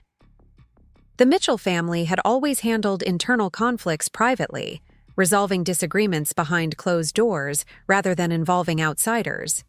By bringing the board into this dispute, Daniel was breaking with generations of family tradition. "Are you sure?" I asked gently. He nodded, his jaw set with determination. "Eleanor shattered the rules of family loyalty when she began this campaign against you. Against us. She doesn't get to hide behind those same rules now." As Daniel began drafting an email to the board members, I called Marcus to update him on the latest developments. Our attorney listened gravely, taking detailed notes about Dr. Blackwell's call and the APS visit. "This is escalating beyond simple harassment," Marcus said when I finished. "Eleanor is attempting to use multiple systems, legal, medical, social services, to achieve her goal. The good news is that such a broad attack creates multiple points of vulnerability for her." "How so?" I asked. "Each system has different standards of evidence and different oversight mechanisms. She might be able to influence a probate judge in Boston for the conservatorship hearing, but that doesn't give her control over Oregon's Adult Protective Services or the medical licensing boards. The more fronts she opens, the harder it becomes to maintain coordinated manipulation." His assessment aligned with our emerging strategy: challenge Eleanor on multiple fronts simultaneously, force her to defend her actions across different systems rather than allowing her to focus her considerable resources on a single decisive victory. By early afternoon, we had sent our documentation to key family members, friends, and colleagues, filed complaints against Dr. Blackwell, contacted the Mitchell Financial Board with evidence of Eleanor's misuse of company resources, and arranged for independent psychological evaluations to counter the fabricated assessment. We were preparing to check out of the hotel when Detective Patel called with an unexpected update. "We've identified the man who was installing surveillance devices at your property," she reported. "James Mercer, former military intelligence."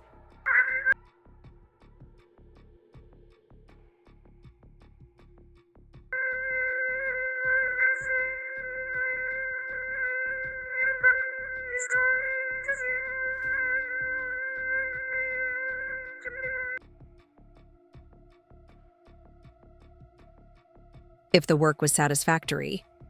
He claims he didn't know the devices were being installed without the homeowner's knowledge or consent. Believed he was upgrading existing security for clients who were concerned about recent break-ins in the neighborhood. "Do you believe him?" I asked skeptically. "Not entirely," Detective Patel admitted, "but he's provided useful information about who hired him, which gives us a trail to follow. He also confirmed there were additional devices installed that we didn't locate during our initial sweep." Daniel and I exchanged alarmed glances. "What kind of devices?" he asked. "Nothing in the house itself. Your interior was clean. But he placed GPS trackers on both your vehicles and set up remote surveillance cameras on utility poles with sightlines to your property entrance. These would be invisible to standard detection equipment since they're not on your property." The scope of Eleanor's surveillance operation was staggering. Professional-grade equipment, former military personnel, multiple layers of monitoring. The invasion felt both more intimate and more clinical than I had imagined. "One more thing," Detective Patel added. "Mercer mentioned that another operative was assigned to monitor your workplace, Jessica.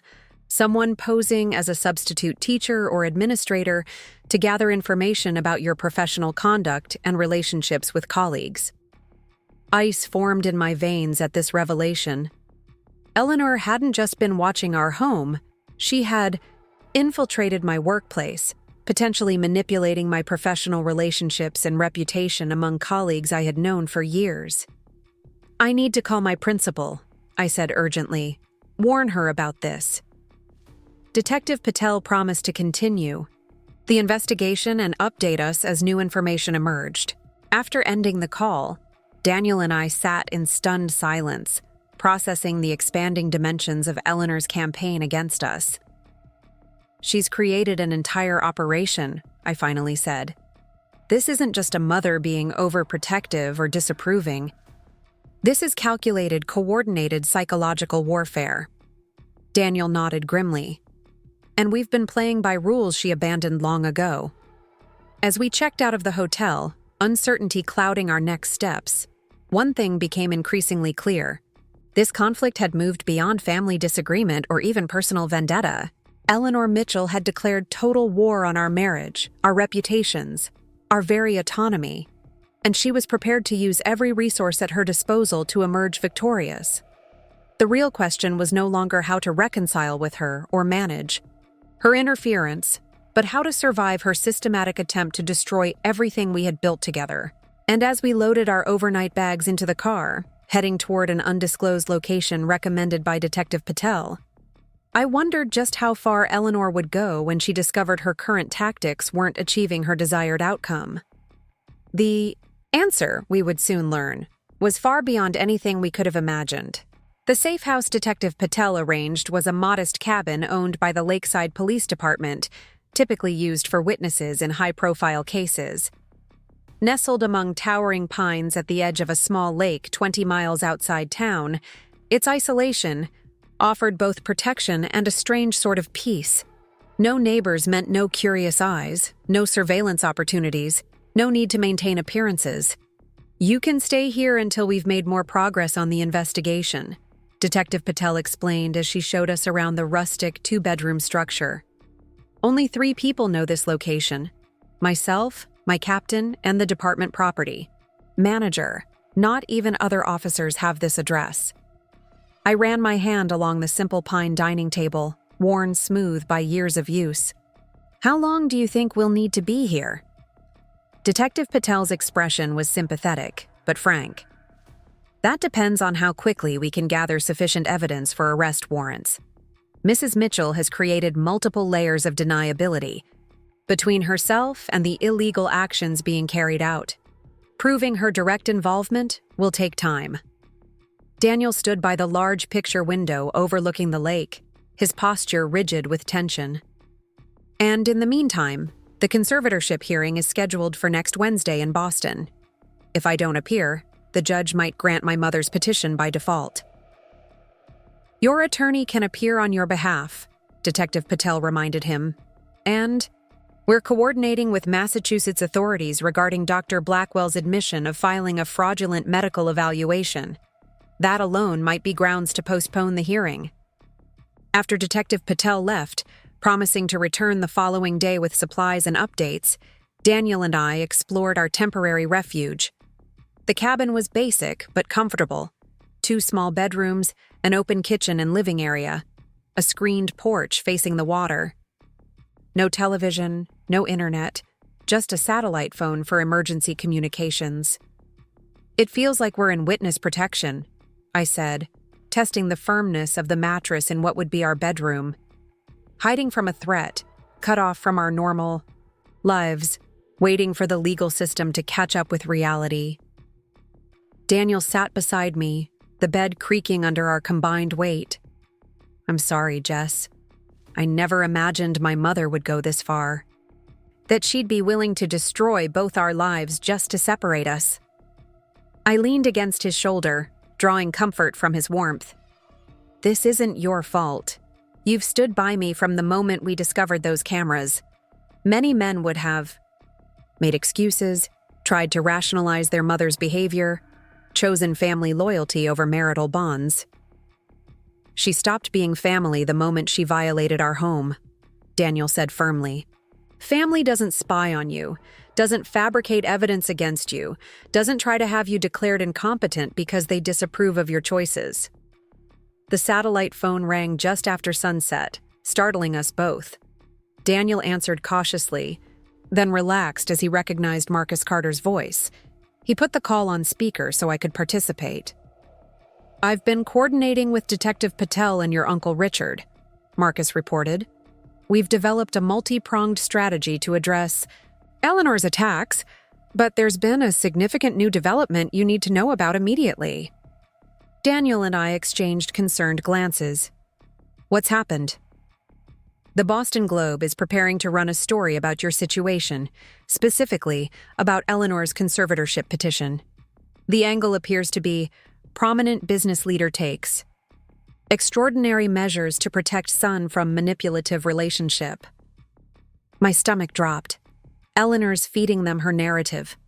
"Precisely," Marcus confirmed.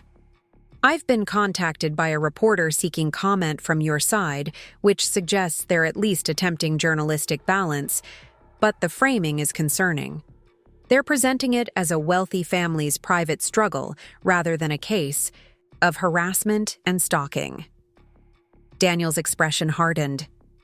"So she's taking this public now? After generations of Mitchell family emphasis on handling private matters privately?" "It's a calculated move," Marcus analyzed. "By controlling the initial public narrative, she establishes her version as the baseline that your response must overcome. It's also protective. If she portrays her actions as maternal concern rather than criminal harassment, it creates sympathy and makes prosecution more difficult." "What do you recommend?" I asked, dreading the answer. "We have limited options," Marcus admitted. "We can provide a statement to the Globe, hoping they give it equal weight to Eleanor's claims. We can decline comment, which might seem like an admission of guilt to some readers.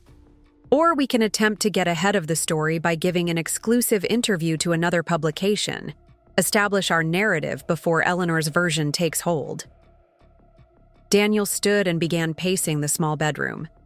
"If we go public with everything, the surveillance, the stalking, the false medical reports, we expose not just my mother, but potentially the Mitchell family business. The reputational damage could be severe." "That may be unavoidable at this point," Marcus cautioned. "Eleanor has escalated to using public channels. The question is whether you want your side represented in that public discussion." After ending the call with promises to consider the options and respond by morning, Daniel and I retreated to the screened porch. The evening air was cool against my skin, the gentle lapping of lake water against the shore a rhythmic counterpoint to my racing thoughts. "What do you think we should do?" I finally asked, breaking the contemplative silence. Daniel exhaled slowly. "I don't know. The private approach isn't working. Eleanor's too well connected, too willing to use those connections unethically. But going public feels like mutually assured destruction. The Mitchell name would be tarnished, possibly irreparably. Is protecting the family name worth sacrificing our freedom, our marriage, our future?" I didn't mean for the questions to sound accusatory, but Daniel flinched slightly nonetheless. "No," he said firmly after a moment. "No family legacy is worth what she's putting us through. I'm just trying to think 3 steps ahead, anticipate her countermoves." "If we do give an interview," I mused, "we'd need to be strategic about what we reveal. Focus on the surveillance and harassment without necessarily detailing every aspect of Eleanor's psychological warfare. Lead with the illegal actions rather than the family drama." Daniel nodded slowly, considering. "The Boston Globe already has Eleanor's version. Maybe we approach someone at the Washington Post or New York Times. National coverage would make it harder for her to contain the story within her sphere of influence." By midnight, we had drafted an outline of what we would and wouldn't discuss in a potential interview, identifying key evidence we could provide while protecting certain personal details. The decision wasn't final. We would consult with Marcus in the morning, but having a plan provided some sense of control in a situation that had spiraled far beyond our grasp. Sleep came fitfully that night, interrupted by unfamiliar cabin, noises and anxiety dreams where I was constantly being watched by unseen observers. I awoke shortly after dawn to find Daniel already up, sitting at the kitchen table with a notepad covered in his precise handwriting. "I've been thinking about Boston," he said without preamble, pushing a cup of freshly brewed coffee toward me. "About the conservatorship hearing." I settled across from him, wrapping my hands around the warm mug. "What about it?" "What if I go? What if I appear in person to contest the petition?" His eyes met mine, determination evident in their depths. Not hiding, not sending representatives, but standing there myself to challenge my mother's narrative directly. "Detective Patel advised against it," I reminded him.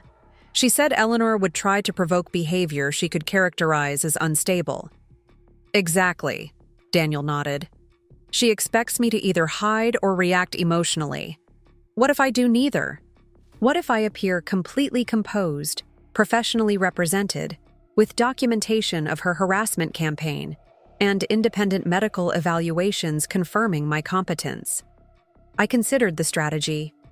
It would undermine her portrayal of you as unstable or being manipulated. "And it would force her to face me directly," Daniel added. "Everything she's done so far has been through proxies, lawyers, fabricated documents. She hasn't had to look me in the eye and defend her actions." Before I could respond, the satellite phone rang. Detective Patel calling with her morning update.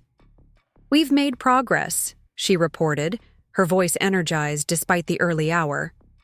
"James Mercer provided additional information during his second interview yesterday evening. He confirmed that all surveillance operations were coordinated through a private security firm called Aegis Strategic in Portland." "Never heard of them," Daniel commented. "They maintain a deliberately low profile," Detective Patel explained. "Primarily serve wealthy clients with discreet security needs. We obtained a warrant to search their offices early this morning based on Mercer's testimony." Hope flickered in my chest. "Did you find evidence connecting them to Eleanor?" "Better," Detective Patel said, satisfaction evident in her tone. "We found Eleanor herself." Daniel nearly dropped the phone. "What? My mother is in Portland?" "Arrived 3 days ago, according to hotel records. She's been operating from a suite at the Riverside Grand, making daily visits to Aegis Strategic's offices. The security firm's owner, Michael Donovan, is apparently an old family connection. He worked for Mitchell Financial's corporate security division before starting his own company 15 years ago. The revelation that Eleanor was so physically close, just 90 minutes away in Portland rather than across the country in Boston or Arizona, sent a shiver down my spine. Her proximity made the threat feel more immediate, more personal. It sounded like Uncle Richard, but something was off. The phrasing, the cadence. It wasn't quite right. I replayed the conversation in my mind. "You think it wasn't really him?" "I'm not sure," Daniel admitted. "It could have been, but the connection was poor, and he seemed different, more dramatic than usual. Uncle Richard is typically measured, analytical." "Voice imitation technology exists," I said slowly, the possibility unfurling like a nightmare. "We've already seen Eleanor use technological deception with the fake security system installer." Daniel's expression darkened further. "And the call achieved something very specific. It made us question our safety here, suggested we might be in physical danger, and attempted to extract information about our location." A chill ran down my spine as the implication became clear. It was a phishing attempt. Someone, Eleanor or her operatives, trying to make us reveal where we're staying. Or trying to frighten us into leaving this secure location, Daniel added, grimly. Either way, we need to verify with Detective Patel before taking any action. When Detective Patel arrived that afternoon, she confirmed our suspicions. Richard Mitchell hasn't made any calls to the satellite phone. In fact, when I spoke with him an hour ago, he mentioned that Eleanor has been unreachable since the Aegis strategic raid. Her phone goes straight to voicemail, and she checked out of the Riverside Grand this morning. So, she's in the wind? Daniel concluded. And apparently sophisticated enough to attempt voice impersonation to locate us. Detective Patel nodded soberly. We've increased patrols around your home and workplaces, but I'm glad you're here instead. This location remains secure. She hesitated, then added, There's something else you should know. The search of Aegis Strategic's offices yielded a concerning discovery.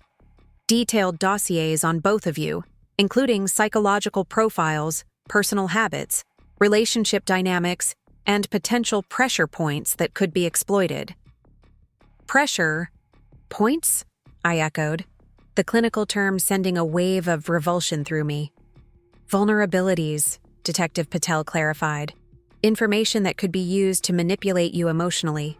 For Daniel, these included his relationship with his late father, his sense of responsibility toward the family business, and his professional reputation.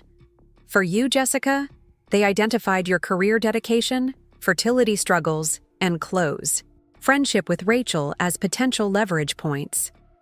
The systematic analysis of our emotional vulnerabilities felt even more violating than the physical surveillance. Eleanor hadn't just been watching our movements, she had been studying us like specimens, identifying weak spots to exploit with surgical precision. There's more, Detective Patel continued. The files contain detailed intervention scenarios, essentially, scripted confrontations designed to achieve specific outcomes. One scenario, labeled emergency extraction, outlined a plan to create a crisis that would separate you from Daniel, Jessica, allowing Eleanor's team to secure Daniel while he was disoriented by your apparent danger. Daniel's face drained of color. They were planning to abduct me? The language is deliberately ambiguous, Detective Patel acknowledged. But yes, that appears to be the intent, to create circumstances where you could be transported to a secure location for evaluation and treatment, potentially to support the conservatorship narrative. I felt physically ill at the revelation. What had started as hidden cameras had evolved into an elaborate conspiracy to essentially kidnap Daniel under the guise of medical intervention. This is enough for arrest warrants, isn't it? I asked, desperate for some indication that the legal system would finally protect us. Conspiracy to commit kidnapping goes beyond harassment or invasion of privacy. The district attorney is preparing warrants now, Detective Patel confirmed, for Eleanor Mitchell and several Aegis strategic employees. The challenge is locating them. As I mentioned, Eleanor has disappeared, and several key Aegis personnel seem to have gone underground as well. That night, after Detective Patel departed with promises to return in the morning, Daniel and I sat on the cabin's screened porch, watching darkness settle over the lake. The knowledge that Eleanor had planned to physically separate us added a new dimension of fear to our already strained emotional state.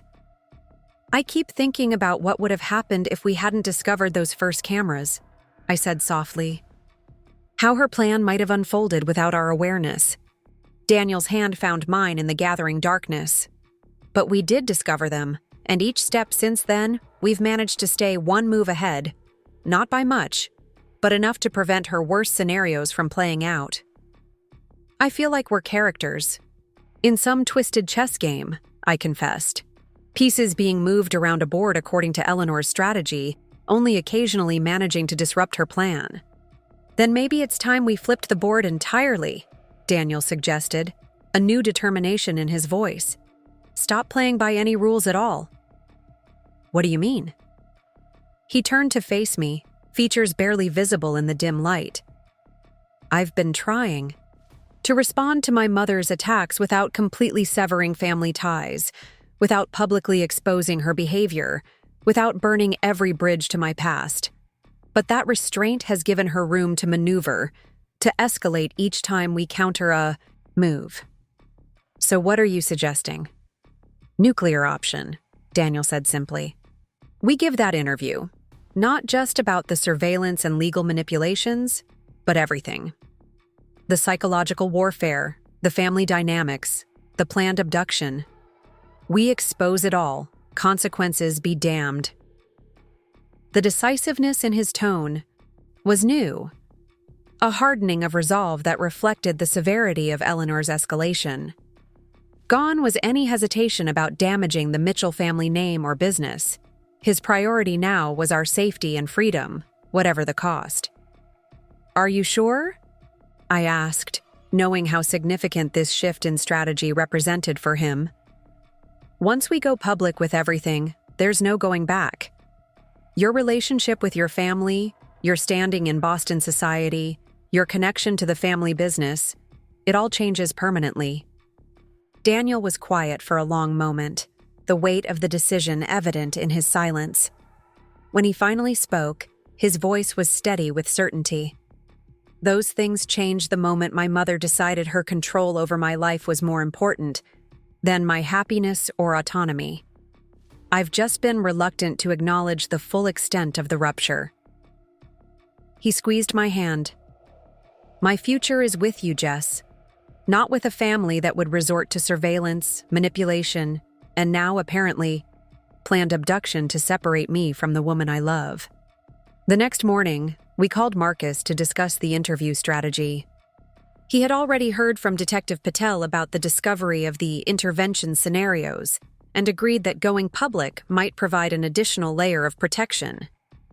Public scrutiny makes it harder for Eleanor to operate in the shadows, he noted. If your story is widely known, any further actions against you will be viewed in the context of her established pattern of behavior, rather than as isolated incidents that could be explained away. Who do we approach? Daniel asked. Which publication would give us the fairest hearing? I have a contact at The Atlantic, Marcus suggested. Catherine Walsh, investigative reporter, specializes in stories about power dynamics and abuse in elite circles. She's thorough, ethical, and not easily intimidated by wealthy interests. By noon, arrangements had been made for a phone interview with Catherine the following day. Marcus would be present as our attorney, and we would provide supporting documentation, police, reports, photographs of the surveillance devices, screenshots of Eleanor's threatening email, and Detective Patel's summary of findings from the Aegis strategic raid. That evening, as Daniel and I prepared dinner in the cabin's small kitchen, the satellite phone rang again. This time, the caller ID displayed Dayat Patel Mobile. I wanted you to hear this directly from me, Detective Patel said when Daniel answered. We've located Eleanor Mitchell. Where is she? Daniel asked, putting the call on speaker. Portland International Airport. She was attempting to board a private charter flight to Vancouver when airport police detained her based on our alert. We're transporting her to Lakeside now for formal arrest and charging. Relief flooded through me. Finally, concrete action from law enforcement after weeks of gathering evidence while our lives remained in limbo. What charges? Daniel inquired, his voice carefully neutral despite the momentous news. Multiple counts, Detective Patel detailed. Criminal harassment, invasion of privacy, conspiracy to commit unlawful surveillance, and conspiracy to commit kidnapping. The district attorney is also considering wire fraud charges related to the falsified medical evaluation. Will she be held in custody?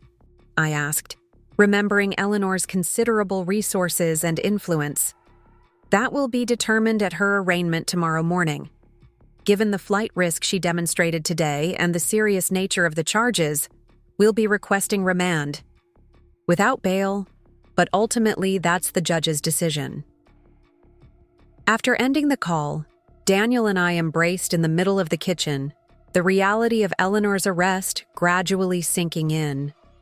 After weeks of feeling hunted, of discovering new violations, nearly every day, the knowledge that she was in police custody provided our first genuine moment of relief. "It's not over," Daniel cautioned as we separated. "The legal process will be lengthy, and her attorneys will fight every charge, but at least the immediate threat has been contained. And tomorrow, we tell our story publicly," I added. "Establish our narrative before she can spin this arrest as some sort of misunderstanding or overreaction."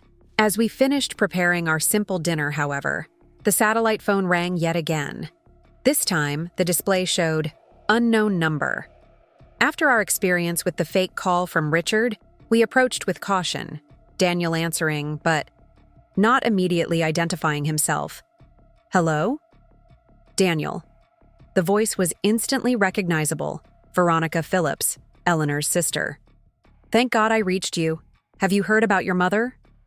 "If you mean her arrest, yes, we've been informed," Daniel replied coolly. "How did you get this number, Aunt Veronica? It's supposed to be secure." "Richard gave it to me," she said dismissively. "Listen, this situation has spiraled completely out of control. Your mother made mistakes, serious ones, but criminal charges? Public humiliation? Is that really necessary?" "I didn't initiate criminal charges, Aunt Veronica. Law enforcement did, based on evidence of multiple serious crimes. And yes, it was absolutely necessary. My mother was planning to have me abducted under the guise of medical intervention." "Don't be so dramatic," Veronica scoffed. "Eleanor was concerned about your well-being, perhaps overzealous in her methods, but her intentions were protective, not malicious." "Protective?" Daniel's voice rose in disbelief. "She installed cameras in our bedroom. She stalked my wife for years. She fabricated a psychological evaluation to have me declared incompetent. She hired private security operatives to plan what amounts to a kidnapping. How exactly are those actions protective?" Veronica sighed heavily. "You're not seeing the bigger picture, Daniel. Eleanor has devoted her life to preserving and enhancing the Mitchell legacy.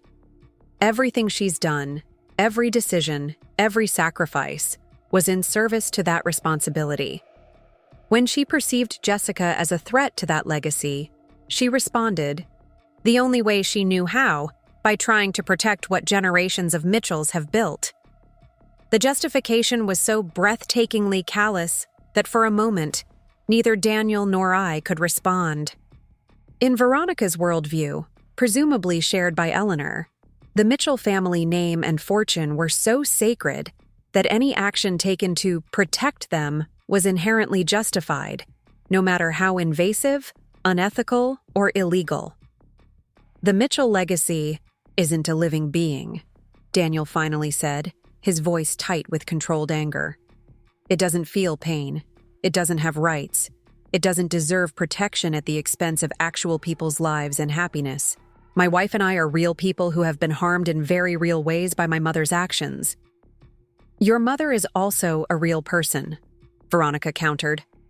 "A 70-year-old woman now facing public disgrace and potential imprisonment. Is that what you want? To see Eleanor spend her remaining years in prison because she loved you too much, too possessively?" The emotional manipulation was masterful, shifting blame to Daniel, recasting Eleanor as a victim of her own maternal devotion rather than a perpetrator of calculated harassment and psychological warfare. "What I want," Daniel replied evenly, "is for my wife and me to live our lives without constant surveillance, without legal attacks, without fear that one day we'll be separated by force because my mother disapproves of our marriage. If criminal consequences are what it takes to ensure that safety, then yes, I want Eleanor to face those consequences," Judge Harris asked. Eleanor straightened her shoulders, dignity intact despite the orange jumpsuit. "I acted out of love for my son and concern for our family legacy," she said, her voice steady. "I believed Jessica was not the right partner for Daniel, not from our world, not equipped to handle the responsibilities that come with the Mitchell name. I was protecting what generations had built. She paused, gaze still fixed on me.